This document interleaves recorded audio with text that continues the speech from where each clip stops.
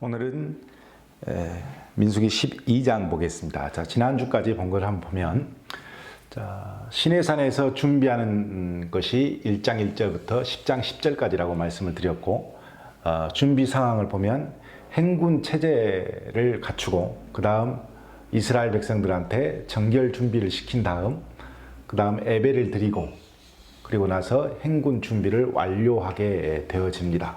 이 내용, 시내산에서 출발하기 이전에 뭘 준비했는가를 보여주는 내용이 10장 10절까지 나와 있습니다.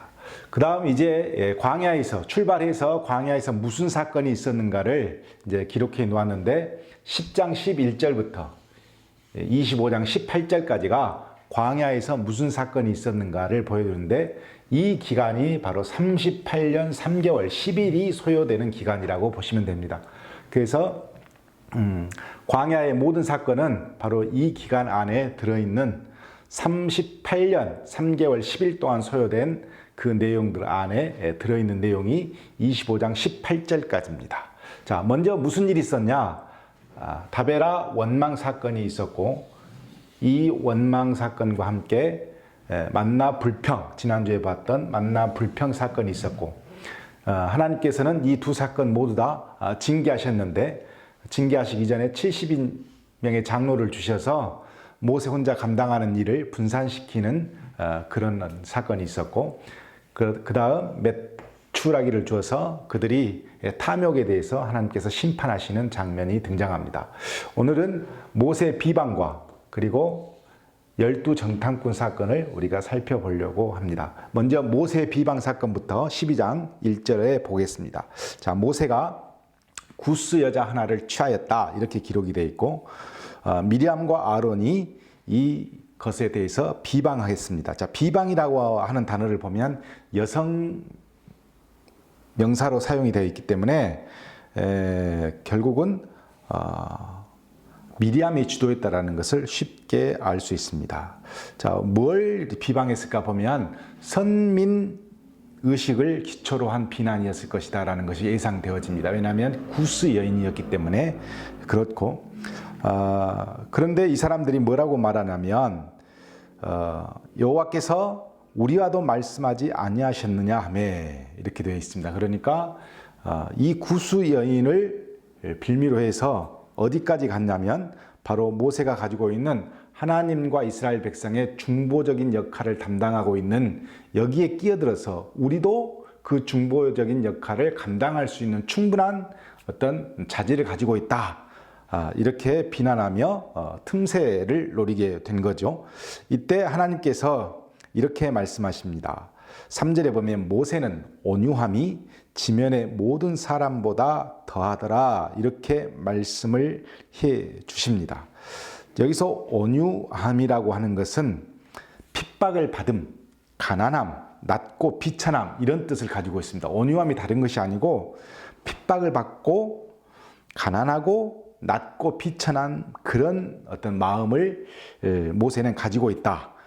근데 지면의 모든 사람보다 더하다. 결국 이 말은 무엇을 의미하냐면 모세가 특별히 무슨 훈련을 잘 받아서 모든 사람한테 핍박을 받아도 모든 사람 앞에서 다 낮아도 충분히 그만한 성격을 가지고 있다, 이런 뜻이 아니고 하나님께서 은혜를 많이 주어서 낮아지고 비천하게 만들어서 충분히 모든 것들을 다 소화할 만큼 하나님의 충분한 은혜를 받은 사람이에요. 그러니까 결국은 무엇을 의미하냐면 모세는 다른 사람보다 하나님이 더 많은 은혜를 주셔서 이 모든 백성들을 다 인도할 수 있는 만한 충분한 은혜를 받은 사람이다, 이렇게 해석을 해야지 모세가 엄청 훈련을 많이 받아서 금식을 많이 해서 하나님으로부터 무슨 특별한 어떤 성격의 충분한 은혜를 갖고 있다, 이렇게 보시면 안 되고, 모세는 하나님의 충분한 은혜를 받은 사람인데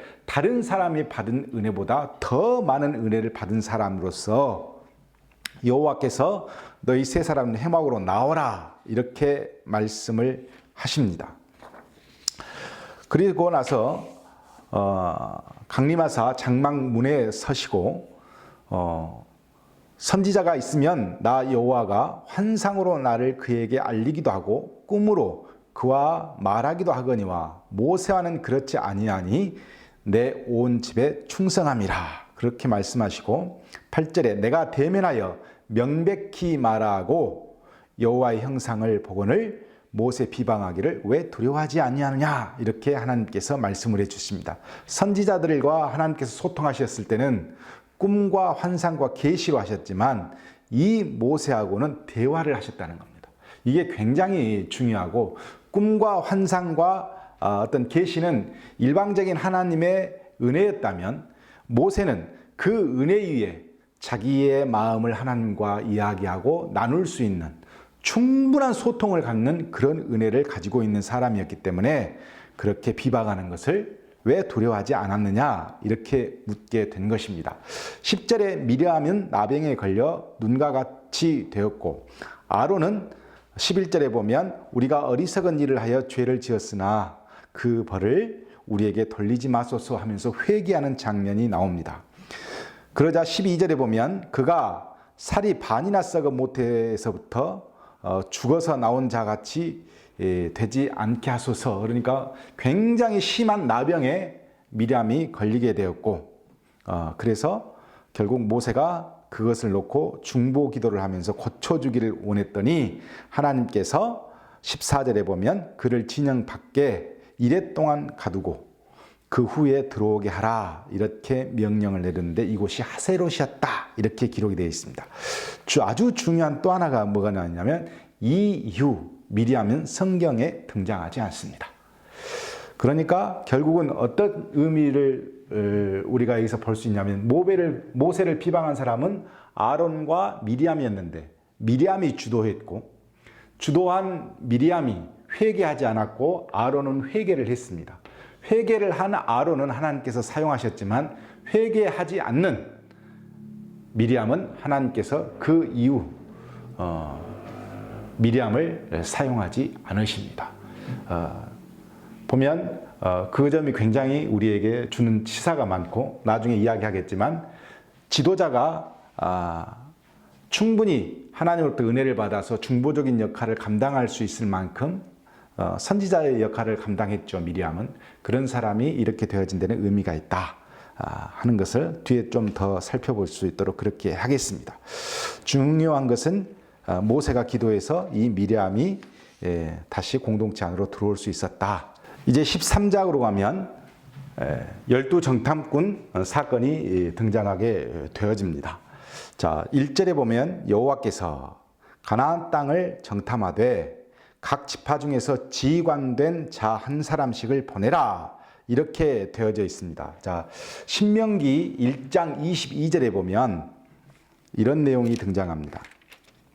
과거를 회상하면서 모세가 하는 이야기인데, 너희가 다 내 앞으로 나와 말하기를 우리가 사람을 우리보다 먼저 보내어 우리를 위하여 그 땅을 정탐하고 어느 길로 올라가야 할 것과 어느 성읍으로 들어가야 할 것을 우리에게 알리게 하자 하기에, 이렇게 기록이 되어 있습니다. 그러니까 여기에 보면 민수기에서 보면 얼핏 하나님께서 명령해서 그렇게 되는 것처럼 보여 있지만 실제로는 이스라엘 백성들이 요구를 했습니다. 우리가 먼저 들어갈 이 가나안 땅을 정탐을 하자 해서 이루어진 것이 12정탐꾼 사건이었고, 그래서 바란 광야에서 12명의 리더를 뽑아가지고 그들을 다 보냈는데 거기에 여호수아 갈렙이 들어갔다는 것이겠죠. 그래서 쭉 12지파 수장들이 이야기가 나오고 16절에 가면 여호수아가 등장하는데, 그때 여호수아는 하나님은 구원이시다 하는 뜻을 가지고 있는 사람이 그때 이제 어떻게 보면 리더로서 참여하게 되어지는 장면이고, 자 17절에 가면 이제 정탐하는 장면이 등장합니다. 자, 모세가 정탐을 하되 그냥 정탐하지 않고 18절에 보면 거민이 강한지 약한지, 많은지 적은지, 땅이 좋은지 나쁜지, 성읍이 진영인지 아니면 산성인지, 토지가 비옥한지 메마른지, 나무가 있는지 없는지를 탐지해라. 그리고 그 땅의 실과를 증거로 가져와라. 이렇게 되어서 자, 바란 광야에서 출발해서 신광야, 르홉, 그리고 22절에 보면 헤브론을 거쳐 23절에 에스골 골짜기에 이르러서 25절에 보면 드디어 가데스 바네아, 바란 광야의 가데스로 들어왔습니다. 정탐을 마치고 그들이 보고하기를 27절에 보면 과연 그 땅은 젖과 꿀이 흐르는 땅이 맞습니다. 그렇게 말하고 28절에 그 땅 거민은 강하고 성읍은 견고하고 심이 클 뿐 아니라 거기서 아낙 자손도 보았습니다. 그런데 우리의 적군이라고 할 수 있는 아말렉은 남방 땅에 거주하고 헷인과 여부스 그리고 아모리 사람들은 산지에 거주하고 가나안 백성들은 해변과 요단가에 거주하더이다. 이렇게 객관적인 것들을 다 보고를 했습니다. 30절에 가면 갈렙이 그렇게 객관적인 사실을 보고한 정탐꾼들을 향해서 뭐라고 말하냐면 우리가 곧 올라가서 그 땅을 취하자 능히 이기리라. 누가 했다고요? 갈렙이 했다는 것이 굉장히 중요합니다. 그리고 31절에 그와 함께 올라갔던 사람들은 그런 뭐라냐 우리는 능히 올라가서 그 백성을 치지 못하리라. 이렇게 이야기하면서 32절에 땅은 그 거주민을 삼킬 땅이요 그랬습니다. 이 말이 굉장히 중요한데 땅을 자세히 지역적인 여론을 보았더니 이 땅을 차지하기 위해서 여러 족속들이 전쟁을 벌일 수밖에 없는 그런 땅이더라는 거예요. 그래서 이 땅은 거주민을 삼키는 땅이다. 거기 들어가면 우리 다 죽는다. 이렇게 본 겁니다. 왜냐하면 적들이 너무 많으니까 주위에. 그리고 나서 33절 네피림 후손인 아낙 자손의 거인들을 보았나니 우리는 메뚜기 같고 그들도 우리를 보기에 메뚜기처럼 여길 것이다. 이렇게 서로 상반된 의견들을 놓고 자 14장에 가서 온 회중이 밤새도록 통곡하고 모세와 아론을 원망해서 우리가 차라리 애굽 땅에서 죽었으면 좋았을 텐데 이 광야에서 죽으면 어떻게 하느냐 이렇게 하면서 후회를 하죠. 자 3절에 보면 우리 처자가 사로잡히리니 우리가 한 지휘관을 세우고 애굽으로 돌아가자 이렇게까지 되었습니다. 그때 갈렙이 이제 지나고 그 다음 여호수아가 갈렙과 함께 뭐라고 그러냐면 옷을 찢으면서 이 모든 것에 반대하면서 8절에 여호와께서 우리를 기뻐하시면 우리를 그 땅으로 인도하여 들이시고 그 땅을 우리에게 주실 것이다. 그러면서 9절에 여호와를 거역하지 말자. 여호와는 우리와 함께 하시느니라. 그들을 두려워하지 말라. 이렇게 이야기를 합니다. 그랬더니 하나님께서 이 모든 것을 보시고 11절에 내가 그들 중에 많은 이적을 행하였으나 어느 때까지 나를 믿지 않겠느냐. 내가 전염병으로 그들을 쳐서 멸하고 내게 그들보다 크고 강한 나라를 이루게 하리라. 하나님께서 언약을 파괴하시겠다. 이렇게 모세에게 이야기를 한 겁니다. 자, 우리 신앙생활에 많은 기적을 보고 많은 체험을 한다고 해서 그 신앙이 바르게 하나님만 바라보느냐? 절대 인간은 아니라는 거예요. 그때뿐이에요. 이스라엘 백성들은 수없이 많은 기적을 보았고 하나님이 함께 하시는 것을 보았지만 그들은 그것으로 바른 신앙을 세우지 않았습니다. 자, 모세가 그래서 중보기도 합니다. 여호와께 주의 능력으로 이 백성을 인도하여 내셨거늘 15절에 보면 이 백성을 죽이시면 여러 나라가 말하여 이르기를 여호와가 인도할 능력이 없으므로 광야에서 백성들을 죽였다. 이렇게 말하지 않겠습니까? 그래서 17절에 이제 구하옵나니 이미 말씀하신 대로 주의 큰 권능을 나타내시옵소서. 오히려 더 권능을 나타내 달라. 이렇게 말하면서 기도하면서 19절에 주의 인자의 광대하심을 따라 이 백성의 죄악을 사하시되 애굽으로부터 지금까지 이 백성을 사하신 것 같이 다시 한번 사하여 주십시오 라고 또 기도를 합니다. 그랬더니 여호와께서 내가 내 말대로 사하노라 라고 말씀하시면서 22절에 광야에서 행한 이 이적을 보고도 10번이나 내 목소리를 청종하지 아니한 이 사람들은 내가 그들의 조상에게 맹세한 땅을 결코 보지 못할 것이다. 나를 멸시하는 사람은 단 한 사람도 그것을 보지 못하리라 해서 38년 3개월 10일간 광야에서 지내야 했다 하는 것입니다. 24절에 갈렙은 마음이 그들과 달라서 나를 온전히 따랐은즉 그의 자손이 그 땅을 차지하리라. 나중에 성경에 보면 그렇게 되죠. 27절 나를 원망하는 이 악한 회중에게 내가 어느 때까지 참으랴. 28절 너희 말이 내 귀에 들린 대로 내가 너희에게 행하리니. 29절 20세 이상으로서 계수된 자. 자, 출애굽 1세대라고 그럽니다. 1세대. 1세대는 전부 다 이제 광야에서 결코 들어가지 못할 것이다 라고 말씀하시고 31절에 유아들은 2세대는 2세대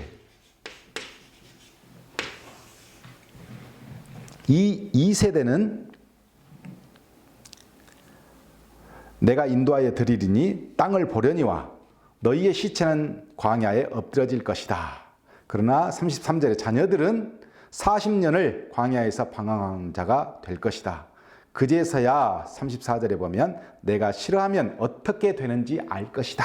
이렇게 하나님께서 말씀하시면서 37절 그 땅에 대하여 악평한 자들은 재앙으로 죽었고 그랬습니다. 오직 눈의 아들 여호사와 여분의 아들 갈렙은 생존하였다. 자, 모세가 이 말을 이스라엘 자손에게 알림에 백성이 산 꼭대기로 올라가며 이르되 우리가 범죄하였나이다 라고 하면서 뭐라고 그러냐면 가서 자기들이 공격을 하겠다라고 하면서 모세가 어찌하여 여호와께서 명령하신 것을 범하느냐 하고 말렸더니 여호와께서 너희 중에 계시지 아니하니 올라가지 말라 이렇게 했음에도 불구하고 아말렉인과 가나인과 가서 전쟁을 벌이다가 결국은 그들이 또 죽었습니다.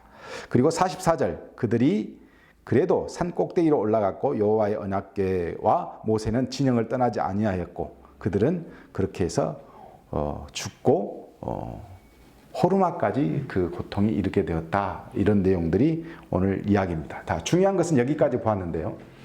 자, 시내산에 대한 교육을 우리가 쉽게 생각하면 안 된다는 거예요. 자, 여기서 약 1년간 있었죠. 1년간 있었는데 시내산의 전과 시내산 교육 후가 완전히 다르다는 것을 알 수가 있습니다. 자, 전에는 마라의 쓴물 사건도 있었고 출애굽에 보면 만나와 메추라기 사건도 있었고 르비딤 반석의 물 사건도 있었고 아말렉과의 전쟁 이 네 가지 사건이 있었습니다.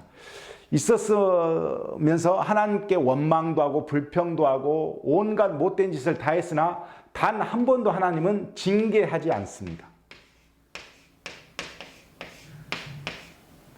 그런데 시내산 교육을 받고 난 후를 보면 모든 사건, 즉 다베라에서도 원망해서 하나님께서 징계하셨고 만나로 불평했을지도 메추라기 심판을 내리셨고 또 모세를 비방해도 지도자임에도 불구하고 미리암을 사용하지 않고 또 12정탐꾼도 갔다 와서 비방하니까 그 중에 10명이 모두 다 죽습니다.